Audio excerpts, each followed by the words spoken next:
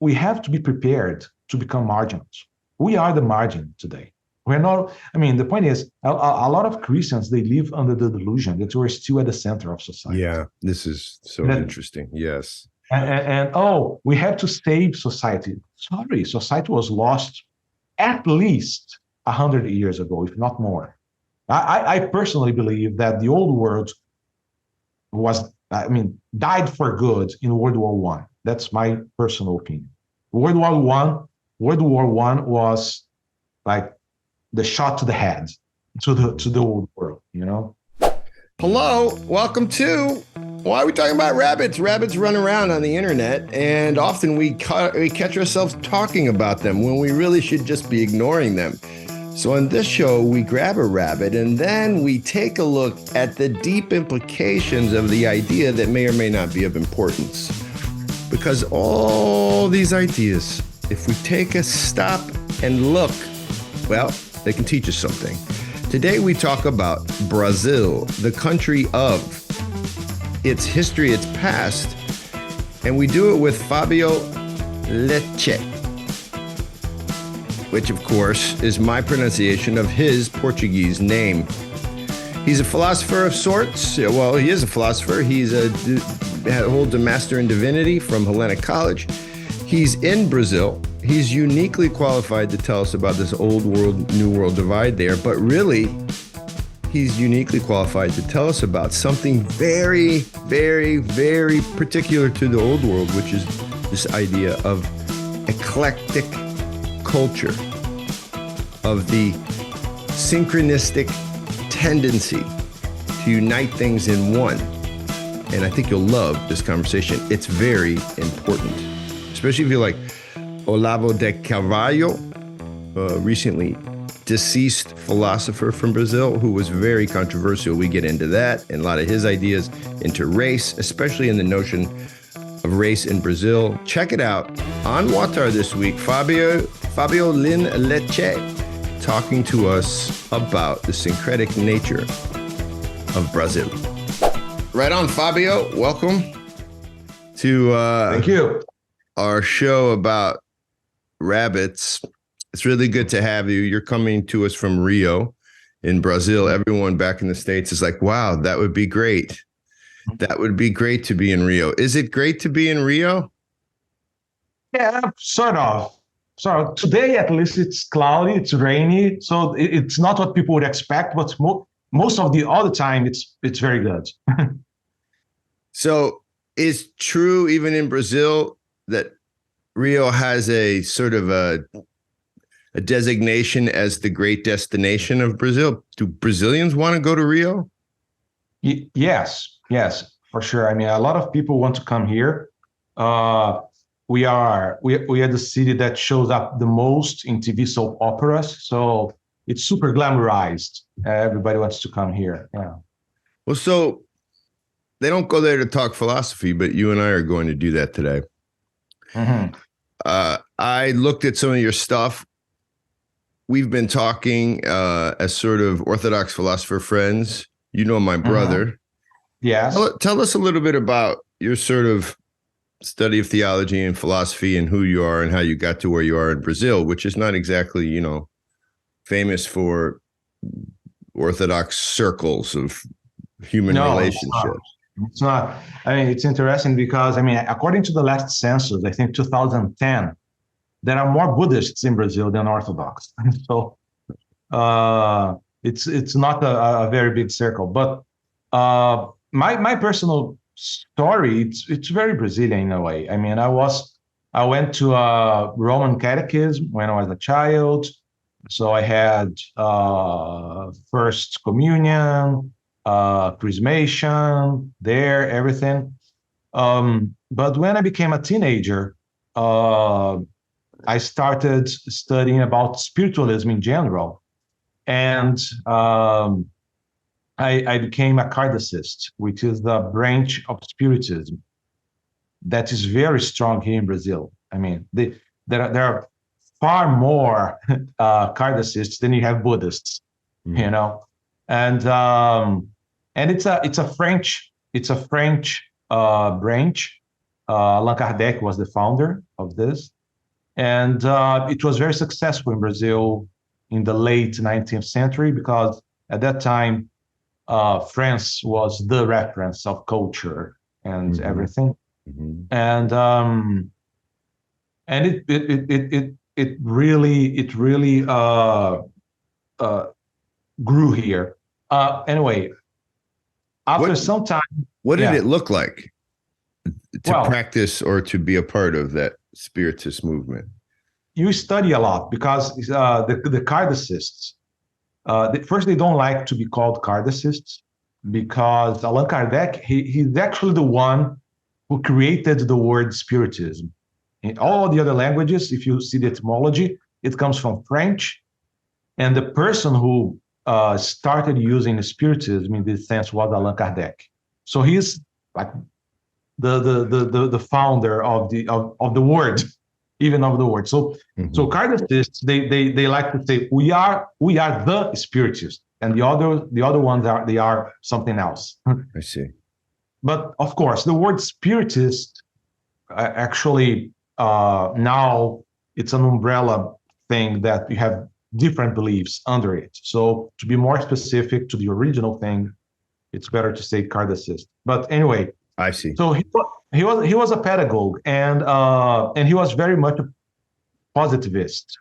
I mean, following Kant, but French positivism more than the British positivism. And French positivism is far more social. It's more concerned with social sciences than with the hard sciences. And so you study a lot, you read a lot, you go to talks, you go to lectures, to courses, and I mean, it's true. I mean, they have very good sense of morality most of the time. I mean, there are one or two things that one may disagree with them, but I mean, they are on the pro-life boat. They are most of the important issues. They are on the right side. So it's not entirely bad. Only that, I mean, you're actually invoking spirits every now and then. What kind of spirits? So this is interesting. It depends, because it is a very European thing, even though it's Brazilianized today. I mean, you never. What they say is there are no such things as gods, demons, angels. None of this.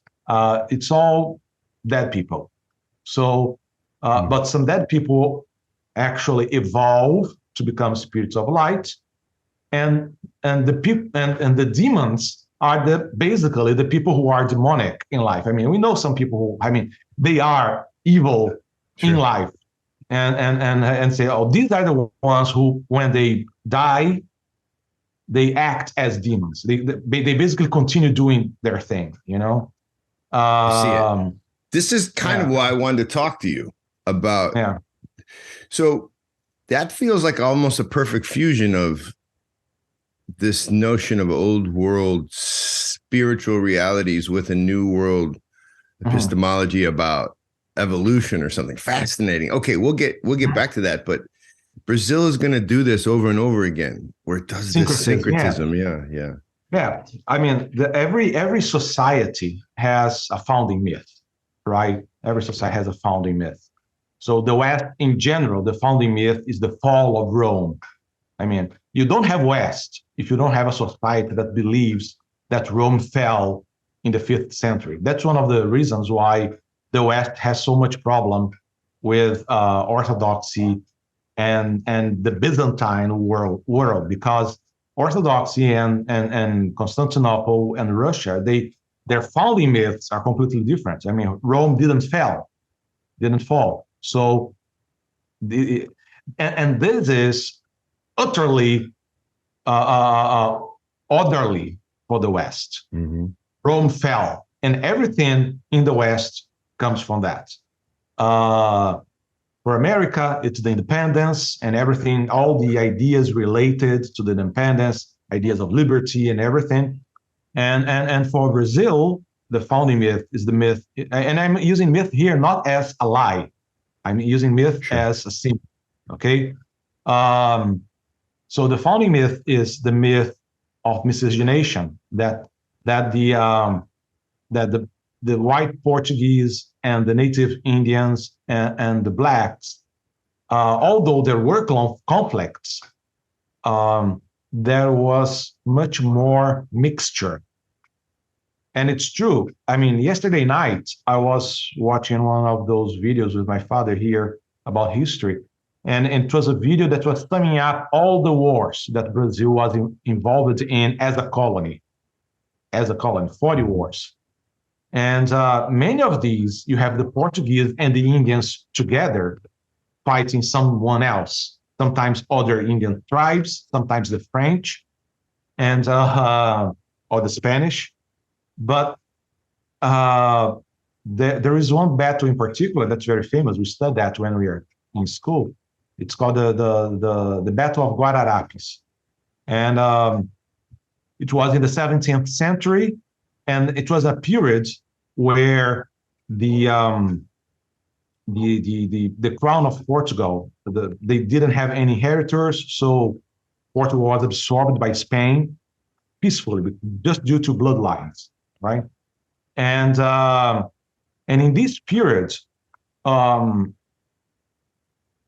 Spain actually didn't care much about Brazil because they knew it was a Portuguese thing, and they probably knew that Portugal would eventually get independent again. So who cares what's happening there?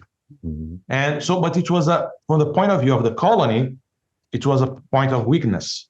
And the Dutch took the opportunity and they invaded the Northeast, and they took some, actually a very large area in the Northeast. And it's even called the Dutch period of the Northeast. And they stayed there, I think, for 60 years or something. And the settlers, people who were here, they were asking the king, who was a Spanish king, please help us. We need help to get rid of the Dutch. And the king was, who cares? They don't, not me. I mean, I'm getting gold from other places, that don't give me trouble. And so it was the first time that you had the local white Portuguese and Indian tribes and black slaves who all hated the Dutch. So they fought together to drive the Dutch out. And so this one, I mean, okay, go on. No, go ahead. Yeah, and this battle is considered the first battle. I mean, it's considered the battle that formed the Brazilian army, and the first Brazilian army, and it's the one that defined the identity of the country, because it's the first time that everybody's together against one common enemy. And so this is the theme. This is the theme I get again and again from Brazilian friends, Brazilian history, is that there's some sort of positivity in unity and sort of blending. So blending becomes a theme, right? So I want you to talk about that, because I know that we, in our previous conversations, about this particular philosophical idea.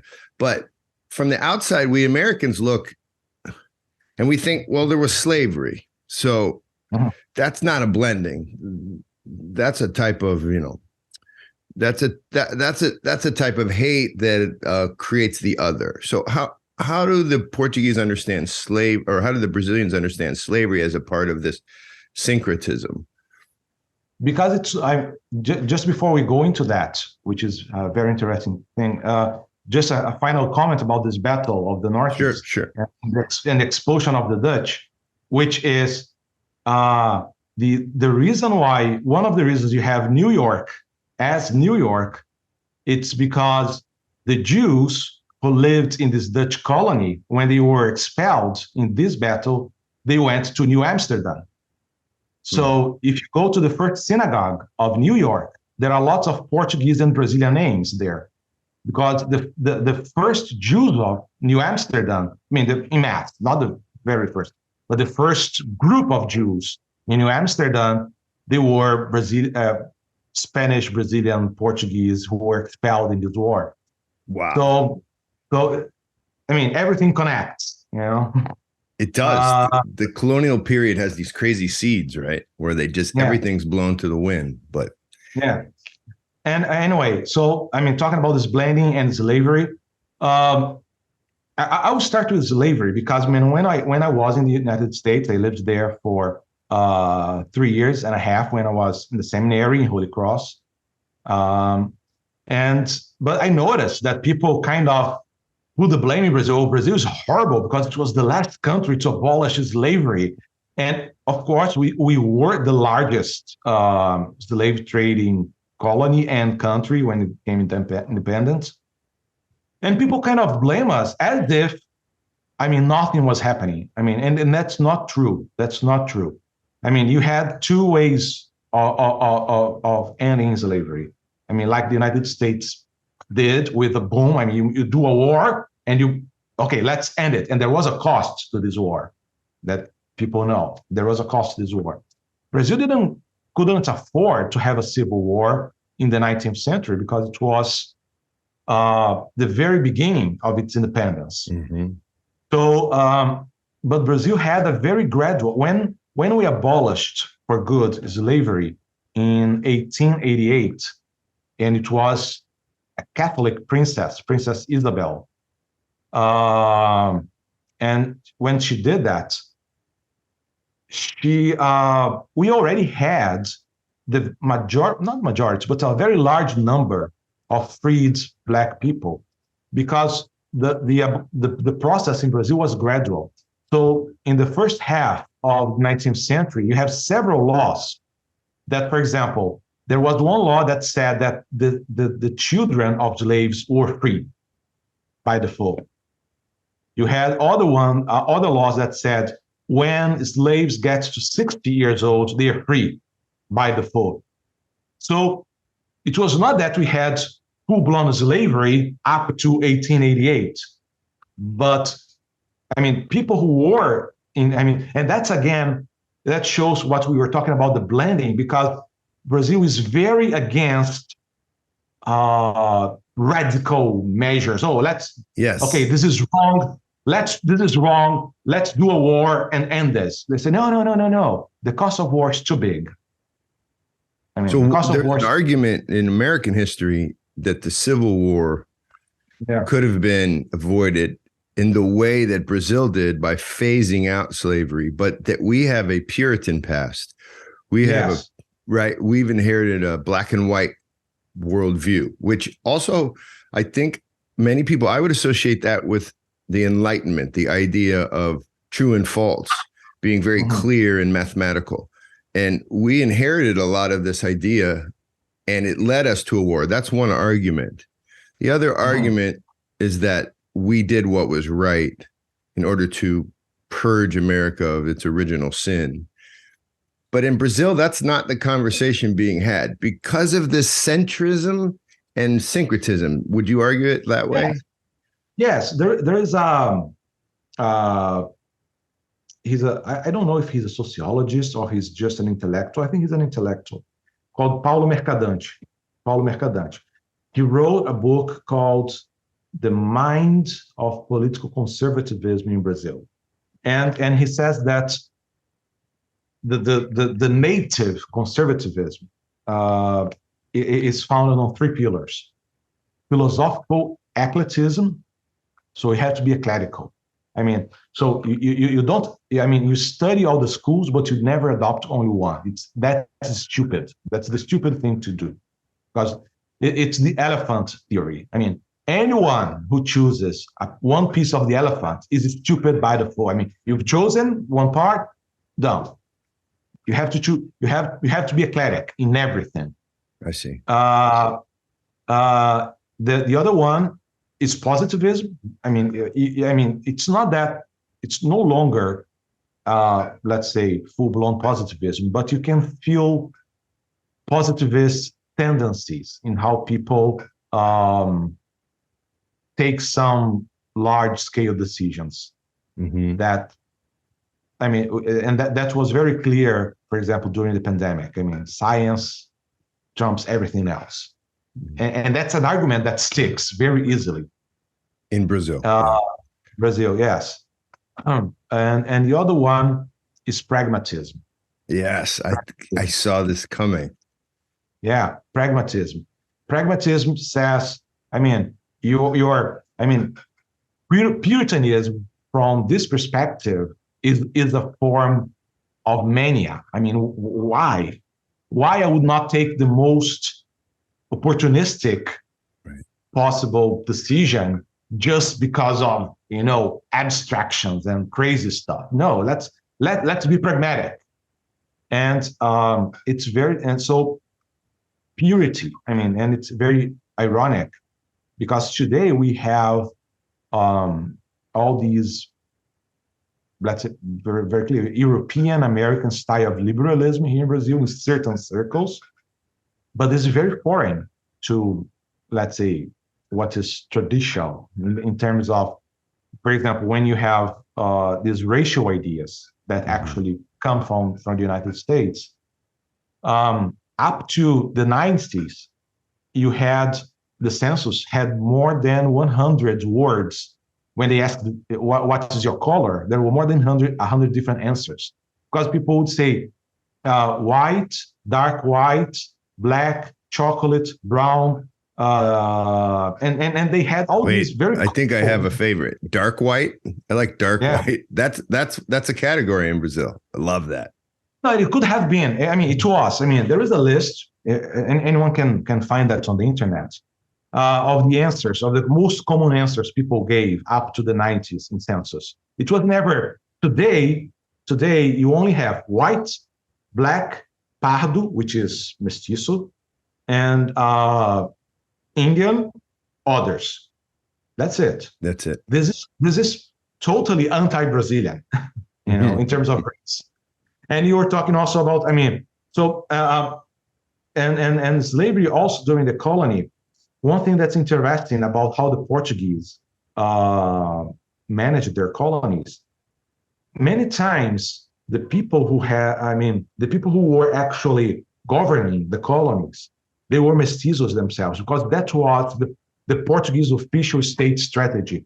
Go there, make as many children as you can with the natives, and then let your children, your clan, govern the place. Just for our listeners, mestizo, it's mixed, but it was a particular type of mix. Would a mestizo be someone who was the child of a Black African and a Native American? Would they also? No, that's in Spanish. In Brazil, the word mestiço means any kind of mix. Any kind of, yeah, that's helpful. In Brazilian Portuguese. So if you have a mestiço of a black and a white, he's a mulatto. Okay? And you have others. You have caboclo, mameluque, and there are many words because there are many combinations. I don't remember them all. But most of the people, I mean, today you would call them mestiço, just mestiço. Yeah. And so in this sense, racism is different in Brazil. Yes. Yeah, there was during when we had real fascism in the 40s in Europe, the local equivalent actually praised the mestiço as the ideal race. They said, if you're just white, if you're just black, if you're just Indian, you're lacking. Wow. You're lacking. That was the cultural milieu during the fascist movement of the 40s in Europe. And so there was already a movement towards something like the middle. That's so interesting. And so that was that was purity in Brazil, was a proper mix. No, yeah, they would not accept the word purity. Purity is bad. Yeah. Purity is bad. I'm trying to superimpose it, but yeah, that's right. Yeah, that's right. Wow. That's bad. For Americans, this is fascinating stuff. Does it take the pressure out of the race conversation? Because there's a lot of pressure. There's a lot of anxiety around this conversation in America. Is it less so in Brazil? Today we have that, but it comes from outside. But the point is, a lot of the people among the intellectuals, the journalists, I mean, the usual suspects, the people who are involved in this kind of global elite. I see. I mean, even if they are the ground soldiers of the global elite, they're all into that. They're all into that. I mean, you have but it's funny because I mean it still can it doesn't stick because if you do genetic tests in Brazil, even people who look white like I do, you will find black genes, Indian genes, uh, even among the Portuguese, because people forget that Portugal is just like it's just near Africa, and it's just a leap from Africa. Yeah. And the Moors were there. I mean, the Moors were there. So there were Arabs and North Africans who were in Iberia. And for example, my father, he took one of those genetic tests. And my father is born in Portugal, and he has North African genes. And my mother, she also took, because her family has been in Brazil for far longer. I mean, she has Portuguese, she has Spanish, she has North African, she has Indian, she has, Amazonic Indian and also Incan Indian. So let's do this real quick. Let's take a break. And when we come back, we'll pick up on the relevance of this blending to the global sort of agenda and how they go together. And we'll talk about your philosophy in terms of how you entered orthodoxy. Hi, it's John. If you've ever thought about doing Peace Corps, don't. Well, you can think about it, but don't do it. Check us out at www.first-things.org and come join us for 2 years in the field. And if you've never thought about doing Peace Corps, but you wanted to do something that will challenge you, check us out, www.first-things.org. Field workers are the lifeblood of our work. When we send somebody, all kinds of reality is revealed. When we send someone into the field and they live hard, but they live close to the bone, close to the culture in which they are hoping to assist, that person reveals beauty. And they do it by uniting themselves to interesting people in very isolated localities who want to do incredible things in their own community. Then our people build capacity for their ideas. You should be one of our people. This is an ask. Come join First Things Foundation. Go into the field, change your life, but most of all, challenge yourself, and you won't regret it. Okay, so talk to me about the idea of blending syncretism and race. They're not all the same concept in Brazil, right? No, not at all. I mean, let's start with race. I think people love the word problematic. I think race is a very problematic concept because before the Enlightenment and before the imperial periods of the West, I mean, you don't see anyone talking in those terms. So the concept of race really starts thriving in the 19th century as a justification for imperialism. Why can we go to Africa and do all the things that we are doing? Oh, evolution. I mean, people forget that racism is profoundly based on the scientific concept of evolution. Absolutely. Because people say, today, people have inverted this because they say, oh, humanity started in Africa, so let's all honor our cradle continent. But that's not how it started. When they started saying humanity started in Africa, they were saying this because you could say, therefore, their last evolved. Therefore, we are more evolved because we came afterwards. Because the Africans stayed closest to the deepest unevolved or devolved people, and after that comes all the full evolution. Yeah, I get it. Yeah, so that's how the concept of race started, and as a justification for colonialism. And so race, it's not that people before didn't have xenophobia, but that's it before. It was just your old-fashioned provincial xenophobia, you know? Outsider And bad, insider good. Right. yes, and but racism as such is a product of the scientific mentality. It's a product it's a corollary almost of the idea of evolution. And so so race, and today we know that biologically you don't have races. Yes. There is no significant genetic, because for example, in Portuguese, this is interesting. In Portuguese, the words breed and race, it's the same word. Breed. Breeds, like you have dog breeds. Yeah, right. Right. So in Portuguese, you say that we don't have a different word. There are dog races. But the point is, dogs, they really have breeds, they really have races, because a Doberman is completely different from a Chihuahua or or something like that. And there are observable genetic differences between the breeds, right? And this does not exist among humans. So you can say that there are cat races, there are dog races, but there are the cow races, but you don't have human races. The concept of race is just it has always been, and only serves this purpose, to create divisions among people and to justify some form of exploitation and abuse. So the concept that an African is a different race than, say, a European, you and I know that historically that's a justification. We could trace that as history people. But what do you make of the differences? But the early race theorists and the race scientists, like Lamarck in France, they put a ton of emphasis on the idea of different hair. Like an African, the hair is different than the skull structure. Mm-hmm. What do we say about that then?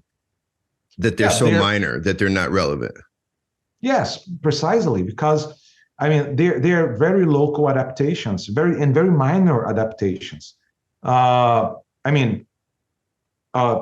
Here, anyone who stays, because there was some, that's what people say. In terms, one of the counter arguments against evolution is precisely that there is adaptability. So, for example, a lot of people here in Brazil, if they stay a long time in the sun, they don't get red or pink; they get browner, right? But if you analyze some of the Portuguese, especially who live in the north of Portugal, they get pink. So what happened in the process? Very simple. The ones that were more fragile, they died of skin cancer in the process, right? But this is an adaptation. You can't. These changes can happen in a couple of generations. Mestizos, they are proof of that. If you have black and white, you have somebody who's in between in one generation. And so depending. And so the notion in Brazil is not necessarily, it's not the racial distinctions that we make in the United States. It's different. Now, talk to me about blending then. So is it that red, let's just use these dumb terms for 1 second, because I think Americans operate in these terms even when they're not trying to. It's red, white, and black. It's not that in Brazil they're creating some new racial identity. It's just that they live together in a way that race is not enmity. Would that be an accurate way to describe Brazil and race?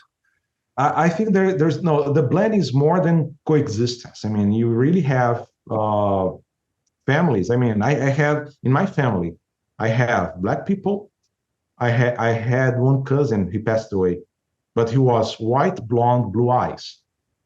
And the other cousin was black. And I have cousins who are brown. And I have cousins with straight black hair like Indians. And I have cousins with curly hair. So in the same family. So there is an actual genetic blending. It's more than coexistence. And of course, that doesn't mean that you don't have more blacks among the poor, but the point is, are they black or are they mestizos? Mm-hmm. Because, for example, the point is, for an American standard, if you're not white for 3 generations, you're not white.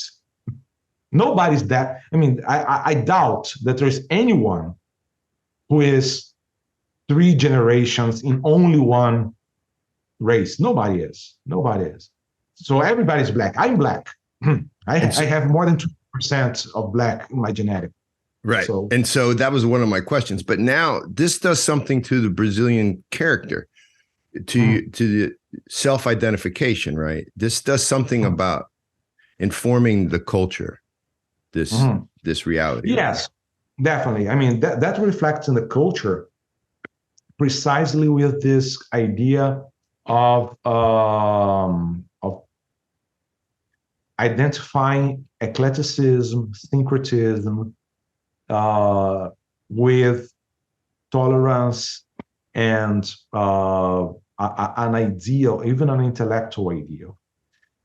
And that's very problematic for, certain religions, and it's very problematic for certain philosophies, because even though you can and should be tolerant of many things, and baptized many things, for example, from the Orthodox perspective, there are boundaries, and the point is, Brazilians are very suspicious of these boundaries. It's like you're setting a boundary there. You're probably up to something. Give us an example of a boundary that would, like, to be a Christian is to be baptized. Done. If you're not baptized, you're not a Christian. Is that a boundary that would upset Brazilians? Probably, but for example, the most common, and I can say this because, there are many Roman priests and Roman bishops here. They are on campaign to tell people you can't go to Mass on Sunday and go to Candomblé, it's the Santeria, on Monday. The local, the traditional religion, Santeria. Okay. Candomblé, but we don't call that because that's a Central America thing. Here it's Candomblé. Say it again. Candomblé. Got it. And it's very interesting because the Candomblé that we have here, it's also syncretic. Because, when they brought this, if you go to Africa, where you still have pagan tribes, each tribe has their god. They accept that there are many gods, but they only worship one. When they brought the slaves, they mixed the tribes. They were very smart. They said, we don't want rebellions, let's mix the tribes and put the different tribes in the same farm. But the point is, then they started worshiping the many orishas together. So what happens here in Brazil is actually considered heretical for Africa. You shouldn't be doing this. It's wild. But anyway. Which is also an example of the old world having its own constructs, its own reality, right? Its own sort of spiritual reality that was also broken apart, which is really fascinating. And I think that's the character of the old world, is that everything is always, it's very structured, but it has a willingness to sort of bend. And in the new world, the scientific inclination makes it really hard for us to imagine that something can actually bend in a way and remain true. I don't think we do that well, but anyway, go ahead. I interrupted you. Yeah. No problem. But it's interesting because the problem is science only works when it's not informing society and politics. It shouldn't be that. Science helps to create technology. And okay, you talked about one of the philosophers that I know, Olavo de Carvalho. One of the things he said, partially for calling people's attention, but it's true. He said, science never, ever refers to anything real. It's impossible. Science cannot talk about real things. And what does he mean by that? it's not metaphorical. He says, by definition, science has to define its object, right? So, for example, science is going to measure the mass of an apple. And, I know the mass. And with knowing the mass and knowing the speed, I can know the force that the apple is going to impact okay? But so this is physics. With physics has to define what they're talking about. But guess what? The apple of the physics doesn't exist. It's an abstraction. The real thing is not that. Then you also have the apple of biology. So it's a fruit, and then it's going to fall from the tree. The seeds are going to use that substrate to start its process. So the apple of the biology is a step in a process. Mm-hmm. That's not everything that the apple is. Exactly. It's still an abstraction. Yes, it's still an abstraction. And you have the apple of the economy. And then you have the apple of chemistry. How does it interact with the other? So the apple of chemistry doesn't exist. The apple of physics doesn't exist. The apple of economy doesn't exist. The apple of biology doesn't exist. They're very useful. He's not saying that these things are not useful. They're very useful. They're very useful. It's obvious. But we are under the delusion. It's a delusion. It's craziness that these things are real. They are not real. Yeah. They're not real by definition. So science is never, if science says I'm talking about something real, this is delusional. It's not science. That's what happened, for example, in the pandemics. Why it created such tension? Because they were not dealing with real people. They were dealing with people of biology, which are not real. They don't exist. It's a total inversion of the old world understanding of the human experience. The human experience is embodied, right? We experience it in part because of the truth of biology. There is a truth about my embodiment, but that doesn't speak to the complete and totality of my existence. And I think religion, terrible word, is that which speaks to totality, to the wholeness. And when you get rid of it as a concept in culture, what you end up is a delusion. You have a culture built on delusion, which, if we're right, yikes, the delusion can go, a nightmare can go as far as it wants to go. It can create any kind of images if you really want to stretch it out, right? Which is scary on some level. Yeah. And this is so unreal that today we are in this radical crazy point where people they don't know what men and women are anymore. I mean, it's so crazy. It's because they don't deal with the real thing. They don't deal with the real thing. They deal with abstractions. And you were talking about concreteness. There is another guy called Wolfgang Smith. He is a philosopher and a physicist and Thomist, and he's the real thing. I mean, he worked in MIT. He's responsible for some of the formulas that allow satellites to be there. So he's the real deal. And he talks about that science took a very negative turn when they forgot that they're not dealing with corporeality. So they think they're talking about real things, and the real things are not that. And now that's why we have this. I mean, this very cruel psychologically society that we have today. Right. I like that phrase. It's a cruel psychology. It keeps drawing people away from their actual being. It keeps putting us into places. We try to define ourselves according to the abstraction. Wow. It's dangerous. And this is so, and in Brazil then, do you see syncretism as a way to retain sanity?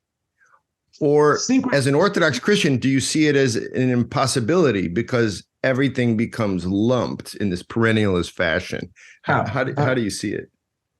No, I think that the solution is already given in the Orthodox tradition. It's St. Basil's. We have to go from a scientific positivistic eclecticism to a Basilian eclecticism, because St. Basil's, on his letter to the youth, he tackles that problem, and he says you have to, and Paul also talks about that. He says everything. I don't know how to say that in English. He says everything is made new. No, it's not made new. Everything permissible, but not everything is good. I don't remember. Yeah.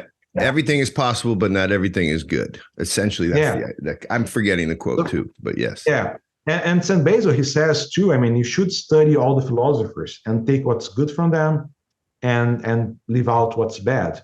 And revelation will be the criteria. Because the problem is, from a modern perspective, from a New World's perspective, revelation is just another cultural craziness. But I mean, in the real sense, revelation is reality expressing itself. So St. Basil is calling people to be realistic, right? Talk about this for 1 second. What is the aperture or the means by which one is attentive to revelation, to things revealed? It's not our eyes. It's not necessarily our senses. So if you're right, revelation is essential to understanding reality. How does one get the ability? How does one get trained in revelation? Is that prayer? Is that asceticism? Yeah. It's prayer, asceticism, and fasting. You know, and charity. It's what's in the gospel. Because the problem is, this is not something that we have to learn how to do. This is natural. We have to unlearn the things that are obstacles to this natural expression. We have to take things out, not add things. That's right. You know, so it's you probably know the concept of nous, and then I don't know if N-O-U-S, nous. Yeah, nous, yeah. And nous is an Orthodox concept of the vision of the divine, which is not, it doesn't come through dialectic rationality. I mean, comparison. That's what dialectic rationality is. What we do all the time. We reason. Reason means ratio. You compare things, and that's also dialectics. So when you're comparing things, and by successive comparisons, investigation, you come to truth. But nous happens before that, not under that. It's not inferior. It comes before that, and that's how, for example, that's how you will see God if you ever get that in this life. But for example, when a saint tells to you your life, he's not reading your mind. He's not Professor X or X-Men. He's not reading your mind. He's just seeing you the same way that Adam saw the animals. How did Adam know the names of animals? It's because it's not that he knows the name. Oh, he's a dog, he's Rex, he's Phalanx. That's not what he's doing. Knowing the name means he knew what they were. Yeah. And he could name it. And it's not by investigation, it's just by looking, oh, here is this creature. Okay. And so when a saint knows our lives, that's what he's doing. He looks at us and he sees us completely. And our past is part of who we are. And our possible futures are part of who we are. So that's what they see. And it has to do with that saint's relationship to revelation. They're not investigating and naming. They're revealing that which already exists because of their relationship to the divine. And so they're almost like breathing it's almost like they're repeating into the world that which already exists, and you're like, wow, that's really cool, but you already knew it too. You just hadn't entered that stillness in order to see clearly, something like that. That's the way I think. Yes. Yeah, and that philosopher that I told you about, Olavo de Carvalho, he has a concept that is very important. He was Roman Catholic. He was not Orthodox, and he didn't. I think he didn't like Orthodoxy too much because he had lots of prejudices regarding Russia. But he had an idea it's very important. He called it radical intuition. And radical intuition, he said, it's the immediate perception of truth. And by immediate, he's not talking about speed. He's talking, there is no mediation. He says that's the only way that we know things. Because for example, if you use reason and you use a syllogism, okay, to know that something is true. So what's the most well-known syllogism? Every man is mortal, Socrates is the man, therefore Socrates is mortal. Okay, if you transform this into a more logical statement, it's just like saying every A is B, C is A, therefore C is B. Okay? Okay, we can see that this is true even in this mathematical expression that does not refer to anything concrete, like mortality, man, Socrates, anything. So Olavo asks, how do you know that a certain reasoning is real and true? It's not by reasoning. It's by immediate perception. It's by immediate perception. So, and therefore he echoes what Orthodoxy actually teach. He says, reasoning and dialectics, they help radical intuition. They help radical intuition. They are assistants, but they're not the foundation. Yes, he says, everything that you truly know, you only know by radical intuition. And I would say, making this more orthodox, he doesn't use the word nous. I said the nous, because in Orthodox, you also use nous a lot as if we are only talking about God, as noetic vision of God. But actually, it's through the nous that we see reality. And that's why we are so much deluded. It's because, we don't see reality as it is, really. And we don't see the logi of things, which is ultimately what gives them reality. Wow. And there's a connection here to poetry. I'd like to help people with this by saying, when you read a poem, you're reading words that are about something else, actually. The words are not the point of the poem. The poem is a manifestation or a revelation of a deeper reality, of a noetic reality. And I like what you say. The nous is not just for God. It's for all the visions that God has created for us in the grass, in the sun. In other words, we can see all of reality properly when we are noetic first and rational second. Yeah. Wow. What? Yes. Yeah. And it's very interesting. He also used to say, he said, nobody should go into philosophy or theology without having a profound and deep experience in literature. First, poetry. Is that right? Okay. Yes, he said first poetry. And that's based on his theory of how the mind works and how Aristotle organized his works. Because he had a book which exists in English. People can buy it on Amazon.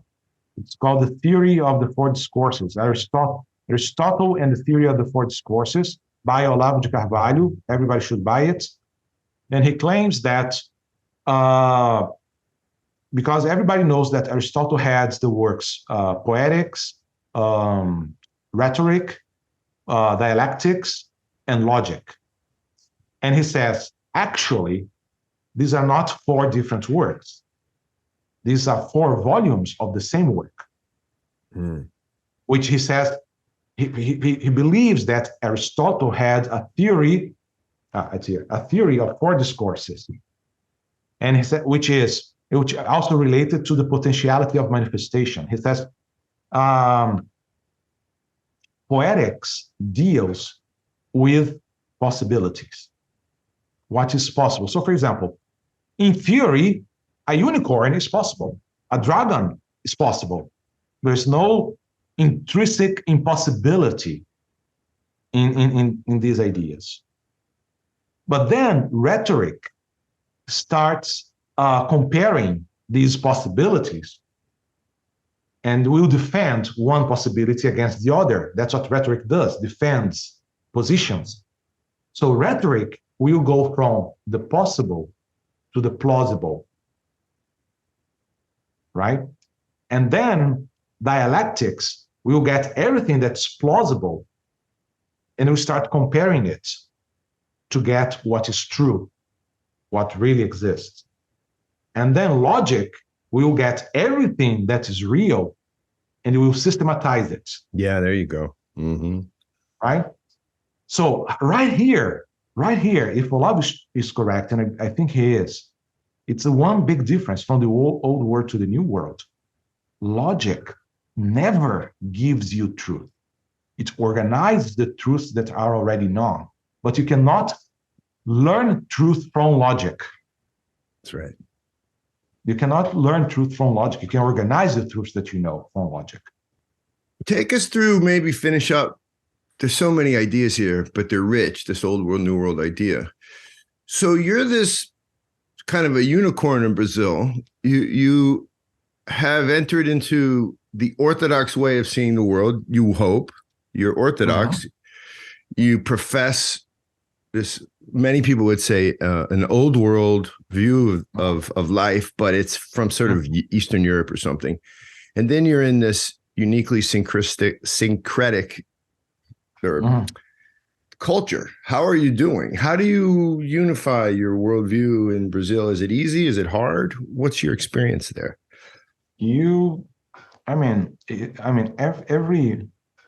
Every step towards truth in this world is a step towards the cross. There is no way out. There is no way out. And that means that we will progressively lose the masses. You will lose people who are close to you. Yeah. And eventually some of them will ask for your crucifixion. It hasn't happened yet, thank God. But you don't have, people don't treat you the same. Don't treat you the same because you're odd. You're odd. And that's part of it. The point is, I think we care too much. It's not that we want to be accepted, but we also complain too much about not being accepted. There's a point you have to say. The good thing too is I'm getting older. And the older you get, the more you say F this, and it's an important skill. It's an important skill. I'm going this direction. Are you coming with me? If you're not, and it's also, something that I've noticed that Christians have forgot today, that there are many points where Christ does exactly that. This is what you're doing.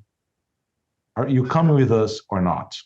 Especially when you go to John 6, John chapter 6, he explains that nobody, he's a radical, a fundamentalist. What crazy. Doesn't he know that we're in new times now? He says that nobody who does not eat of his flesh and who does not drink of his blood will not enter the kingdom of heaven. Period. He's a radical fundamentalist. What's he doing? What he's doing? He's visiting gurus in Athos. What's his problem? Gurus in Athos. Yeah. And and then people leave, and the apostle said, that's hard, master. That's a hard saying. His answer is not, oh yeah, you're right. We should adapt to the times and should adapt to the hearts of the people.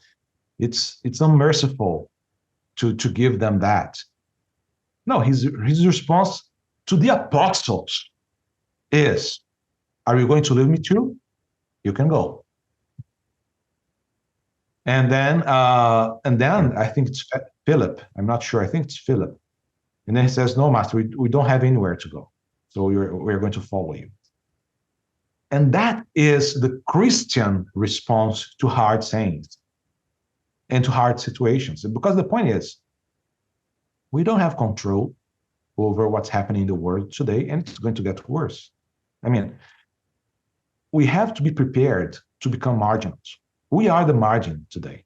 We're not, the point is, a lot of Christians, they live under the delusion that we're still at the center of society. Yeah, this is so interesting. Yes. And we have to save society. Sorry, society was lost at least 100 years ago, if not more.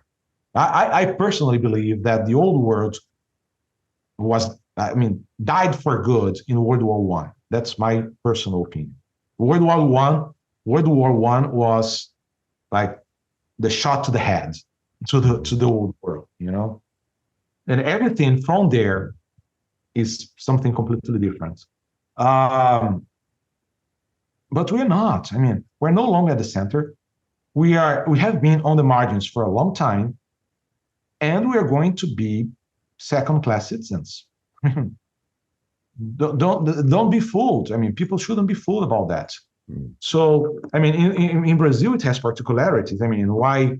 You want to go only to your church. Why don't you go to other things, to see other things, to participate in other things? You have to politely decline. You don't have to be, you really don't have to be aggressive to anyone. But when you politely decline, yeah. Is this? So let me give an alternate voice. And I don't claim to be this person, but isn't orthodoxy in Brazil about bringing Puritanism to Brazil? Now, I don't believe that, but how would you answer that? It sounds like you're willing to be a Puritan in a place that's really good at being synchronistic. I would like to be a Basilian eclectic. I think the eclecticism is not bad in itself. I'm Brazilian. I don't think it's bad in itself, but I think that there is an orthodox way of being eclectic, which is defined by Saint Basil. But that still has to. You still put revelation as the criteria, and that's the point. It's not my judgment. It's not what I think is correct. What I think I have to first know what the church teaches about revelation, and that needs obedience, humility, and silence for some time. You have to hear and learn. Once you have this, then you can go back to the world, and using these things as the rule, you measure what's correct, what's not correct. That's right. Well, for example, Brazilian culture is much more affectionate than Northern European cultures. And this is also something that has been identified by sociologists, even people, even scientific people. They say Brazilians are far more affectionate in general in their personal relations. And this is good. This is, I have been to the United States. I have lived in England. I have been to Europe. And so at least from these Western societies, I have experienced a few of them. And I think that in terms of individual personal relationships and how we deal with each other, I think Brazil is one of the healthiest places in the world. And so you can take that on. That's something, as St. Basil says, is something that you would want to embrace and not reject. Yes. Yeah, so that's it. We just don't have to be affectionate with everything, because that's the point. Brazilians will treat everything with this. I think it's Darcy Ribeiro, the sociologist. He says Brazilian is the cordial man, not cordial in the sense of being polite, but cordial from the root of the word, heart, because cordial comes from the heart. So Brazilian is the man of the heart. So it's a good beginning. It's a good beginning. But it's directed, I mean, you are warm and affectionate with things that you shouldn't be, with sin, to be honest. I mean, and it's very difficult for anyone to criticize sin, because even if you do something cordial, polite, and everything, the point is, oh, you're not accepting. And of course, this already existed before the current times, but has been kind of reinforced with this new. So let's just end on this. How, given the sort of parameters of our big conversation on WAWTAR all the time, places where we work, where we send people to do field work, and we might be doing it in Brazil, God willing, if it works out. And I know there's a potential invite there to a favela, but we're like pretty dipped in some old world cultures. How would you characterize Brazil? The parameters being old world is something like pre-enlightenment. It's something like, let's just go with sort of tribe before nation, something like that. And then the new world being enlightenment, scientific values. How would you characterize Brazil? Old world, new world, or right down the middle? As in most things, Brazil is right down in the middle. I mean, Brazil is pretty rooted in the old world. I mean, because you have to remember that when Portugal started the first global empire, they were just out of the Middle Ages. In fact, you can claim that they were still in the Middle Ages. Yeah. So it's a culture. I mean, a lot of people, they say that Brazilian is a medieval culture, because when you have this big, powerful man who give favors to the people, and the people in exchange legitimate this person or not, right? Even the criminals, even the narco terrorists who are in the favelas, they do social work in the favelas. Did you know that? They do. Because basically, they are violent medieval leaders. Yeah. That's what they are. And if you go especially to the Northeast, there are many studies there. I mean, you still have bards there. They work with cordels, which are epic poetry that they write there. And it's one of the features of their. Is that right? Yeah. That's nice. And just as an observation, I mean, the classic work in this literature they have there, it's the it's the poem of the mystery peacock, which is the story of the mystical peacock. Mystery peacock. Mystery peacock. Because it's the story of some I don't remember if they're Greek farmers or Greek lords. I think they're Greek lords, Greek nobles. They go to the Ottoman Empire. This is happening in Northeast Brazil, right? That's where the story came out. Pretty crazy. So one of them, he goes to the Ottoman Empire, and there's a Greek princess there. She's only seen by the people. Her father only shows her to the people once a year, and he falls in love. And she's in a tower, of course. And so he falls in love. He wants to marry her. So he gathers all his money. He goes there, and he hires an inventor who creates a mechanical flying peacock that he uses to fly to the tower to meet her. And then many adventures happen. He kidnaps her. The Ottoman, I don't know if it's a sultan or a duke or something. He gets angry. I mean, adventures issue, and at the end, of course, he marries her. But this is totally medieval. This is totally medieval, romance, it feels adventure. that way. And I think, what I think is very surprising, it's almost a Byzantine thematic. What is it doing there? I don't know. I don't do research on this stuff. Maybe somebody knows, but I don't know why. But it's something you're proud of, this Yeah. inclination toward the old in Brazil. You can feel it. Yes. It's there. Yeah. Another tendency to the old is Brazil's independence was not against monarchy. It was to defend monarchy. Because when Brazil got independent, I mean, the story goes,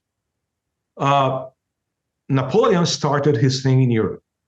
When he was about to get to Portugal, King John, he said, I'm not going to stay here to die.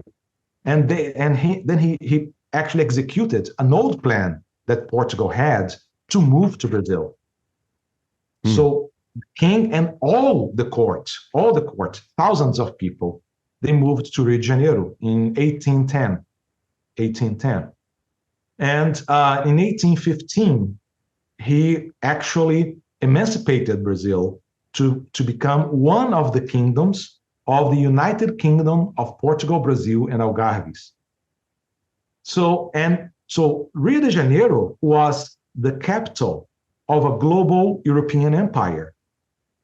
And the throne was here in Rio, and Portugal was actually not our colony, but they were a subsidiary kingdom because the king was here. And so the identification of Brazil became possible because they were retaining the monarchy. Yeah. And the point is, the plan that King John had, he kind of saw what was happening in Europe. And he said, you know what? Europe is lost. When he saw Napoleon, he had seen the French Revolution. He saw Napoleon. He said, you know what? If France, which is the center of Europe, is going that way, it means Europe is lost. Let's continue what we have in South America. So his plan is, let's protect the old world by taking it to South America and restart there. And when all the revolutions in South America started and all the countries started getting independent and everything, King John said to his son, Peter, he said, it's better that this country becomes independent under you than and it stays unified, then it breaks down into several countries under these crazy revolutionaries. Yep. And that's what was done. That's what was done. So when they decided to go on with the independence, because independence started because King John was forced to return by the oligarchies in Portugal, and the liberals. It was the liberals. So the liberals in Portugal, they wanted all the liberal values for Portugal, but Brazil had to go back to a colony status and lose everything it had gained as a kingdom. And then the Brazilian oligarchy said, well, we actually don't want that. And so they got together with Peter, who was the prince, and he said, okay, you're going to be the emperor, and then an independence process started. Right. Well, so let's stop there for now, and what we'll do is we'll bring you back to give us perspective as the world continues to sort of decide how modern and postmodern it wants to be at any given moment. And I think your voice in Brazil becomes a type of canary in the coal mine for us. We can hear a voice that teaches us a lot, I think, over here in America. But also, you got this unique sort of orthodox mindset in a world where there's very few of you. And I think that produces a lot of clarity and wisdom on some level. Yeah, and it's partisan.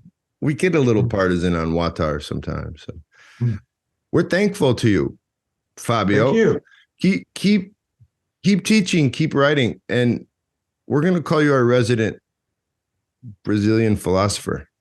This was really, really interesting. So thank you. We'll see you again. And for the most part, keep in touch with us. And I hope to get down there and maybe even start some work in Brazil. That'd be fantastic. That would be great. I hope we do. Okay. God bless. Take care. This is WAWTAR. www.first-things.org. That's where you find WAWTAR and a lot of other stuff, including our field work, which is a direct assistance to local impresarios. Those are people with amazing ideas, but also trapped in some pretty isolated and impoverished communities. www.first-things.org. Check us out and come back to WAWTAR. Nakvam Deis, au revoir. Jusqu'à la prochaine fois, comme bouffo. See you later.